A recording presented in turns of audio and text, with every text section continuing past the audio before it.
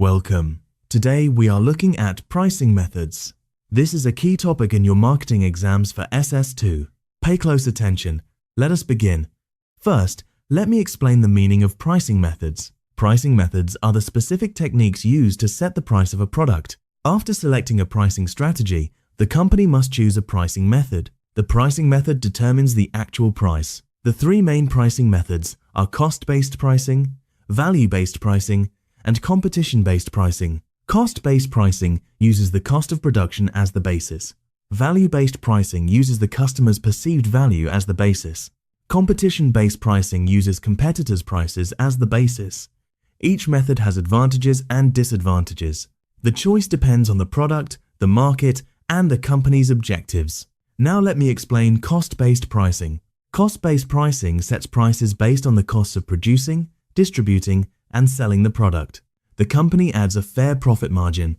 There are two types of cost-based pricing. Cost-plus pricing adds a standard markup to the cost of the product. For example, if a product costs 100 naira to make and the company wants a 20% markup, the price would be 120 naira. Cost-plus pricing is simple. It ensures that costs are covered, but it ignores demand and competition. The company may set a price that is too high for customers or too low given competition. Markup pricing is common in retail. Retailers buy products at wholesale prices and add a markup to cover costs and profit. The markup percentage varies by product category. Groceries have low markups. Jewelry has high markups. Break-even pricing is another cost-based method. Break-even pricing sets the price to break even on costs or to achieve a target profit. The break-even point is the number of units that must be sold at a given price to cover total costs. The formula is break-even volume equals total fixed costs divided by price minus variable cost per unit. For example, if fixed costs are 10,000 naira, variable cost per unit is 5 naira, and price is 10 naira, the break-even volume is 10,000 divided by 10 minus 5, which equals 2,000 units. The company must sell 2,000 units to break even. To make a profit, it must sell more. Break-even pricing helps companies understand the relationship between price, cost, and volume, but it still ignores demand. The company may not be able to sell the break-even volume at the chosen price. Now let me explain value-based pricing. Value-based pricing sets prices based on the customer's perceived value of the product. The company designs a product that delivers a certain value. Then it sets a price that captures that value. Value-based pricing is the opposite of cost-based pricing. Cost-based pricing starts with cost and adds a markup. Value-based pricing starts with the customer's perceived value. The company must understand how much customers are willing to pay. There are two types of value-based pricing. Good value pricing offers the right combination of quality and service at a fair price. For example, a store may offer everyday low prices rather than frequent sales. Value-added pricing attaches value-added features and services to differentiate the product and justify higher prices. For example, a car company may offer free maintenance for 3 years. Customers pay a higher price but get more value. Value-based pricing is difficult because perceived value is subjective. Different customers have different perceptions. The company must conduct market research to understand what customers value. It must also communicate the value to customers through advertising and promotion. If customers do not understand the value, they will not pay the price. Value-based pricing can lead to higher profits than cost-based pricing. Customers are willing to pay for value they perceive, but the company must deliver that value. If the product does not meet expectations, customers will feel cheated. Now let me explain competition-based pricing. Competition-based pricing sets prices based on competitors' prices. The company may charge the same price, a higher price, or a lower price than competitors. There are several types of competition-based pricing. Going rate pricing sets the price based largely on competitors' prices. The company may charge the same price as the market leader. This is common in industries with little product differentiation, like commodities. Going rate pricing is simple. It avoids price wars, but it does not consider costs or customer value. Sealed bid pricing sets the price based on what the company expects competitors to bid. This is used in contracts where companies submit sealed bids. The company wants to win the contract. It must bid lower than competitors, but it must also cover costs. The company estimates competitors' bids and sets its bid accordingly. Sealed bid pricing is risky. Bidding too low may win the contract but lose money.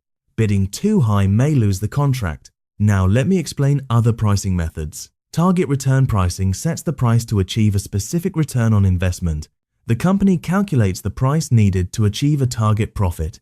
For example, if the company invests 1 million naira and wants a 20% return, it needs 200,000 naira profit. The price must generate that profit. Target return pricing is similar to break-even pricing, but focuses on profit rather than breaking even. Perceived value pricing sets the price based on what customers think the product is worth. This is similar to value-based pricing.